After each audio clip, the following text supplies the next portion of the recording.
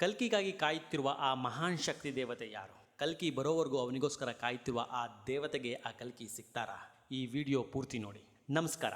ಬ್ರಹ್ಮಾಂಡದ ಕತ್ತಲೆ ಹೆಚ್ಚಾದಾಗ, ಪಾಪದ ಕೊಡ ತುಂಬಿದಾಗ ಭಗವಂತ ಕಲ್ಕಿ ಅವತಾರವೆತ್ತಿ ಬರುತ್ತಾನೆ ಎಂಬುದು ನಮ್ಗೆ ಗೊತ್ತು. ಆದರೆ ಆ ಕಲ್ಕಿ ಬರಲಿ ಎಂದು ಇಡೀ ಜಗತ್ತು ಕಾಯುತ್ತಿದ್ದರೆ, ಹಿಮಾಲಯದ ಅತೀಂದ್ರಿಯ ಗುಹೆಯೊಂದರಲ್ಲಿ ಒಬ್ಬಾಕೆ ಕೇವಲ ಭಕ್ತಿಯಿಂದಲ್ಲ ಹಠದಿಂದ ಕಾಯುತ್ತಿದ್ದಾಳೆ.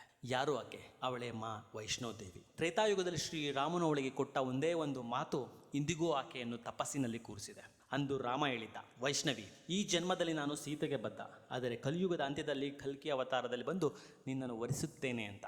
ಯೋಚಿಸಿ, ಸತ್ಯಾಯುಗ ಹೋಯಿತು, ತ್ರೇತಾಯುಗ ಕಳೆಯಿತು, ದ್ವಾಪರಾಯುಗ ಮುಗಿಯಿತು, ಈಗ ಕಲಿಯುಗದ ಅಂತ್ಯಕಾಲ.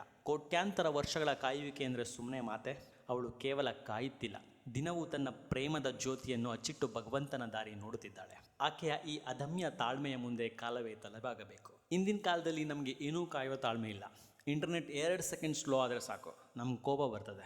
ಸಂಬಂಧಗಳಲ್ಲಿ ಸಣ್ಣ ಕಿರಿಕಿ ಆದರೂ ಸಾಕು, ನಂಬಿಕೆ ಕಳೆದುಕೊಳ್ತೀವಿ. ನಮ್ಮಲ್ಲಿ ಅನೇಕರು ಮಧ್ಯಮ ವರ್ಗದವರು ಒಂದು ಸ್ವಂತ ಮನೆ ಕಟ್ಟಬೇಕು ಅಂತ ವರ್ಷಗಳಿಂದ ಹಣ ಕೂಡಿಟ್ಟಿರ್ಬೋದು. ಮೊದಲ ಕಾರ್ ಅಥವಾ ಬೈಕ್ ತಗೋಬೇಕು ಅಂತ ಹಗಲಿರುಳು ಕಷ್ಟಪಡ್ತಿರ್ಬೋದು, ಅಥವಾ ನಿಮ್ಮ ಪ್ರೀತಿಯನ್ನು ಪಡೆಯಲು ಹೋರಾಡ್ತಿರ್ಬೋದು. ನಮ್ಗೆ ಅನಿಸುತ್ತೆ, ನನ್ನ ಈ ಕಾಯುವಿಕೆಗೆ ಅಂತ್ಯವೇ ಇಲ್ವಾ? ನನ್ನ ಕನಸು ನನಸಾಗೋದು ಯಾವಾಗ ಅಂತ. ಆದರೆ ಒಂದು ಕ್ಷಣ ಯೋಚಿಸಿ, ಒಂದು ಸ್ವಂತ ಮನೆಗಾಗಿ ನಾವು 10 ವರ್ಷ ಕಾಯೋದು ಕಷ್ಟ ಅನಿಸುತ್ತೆ.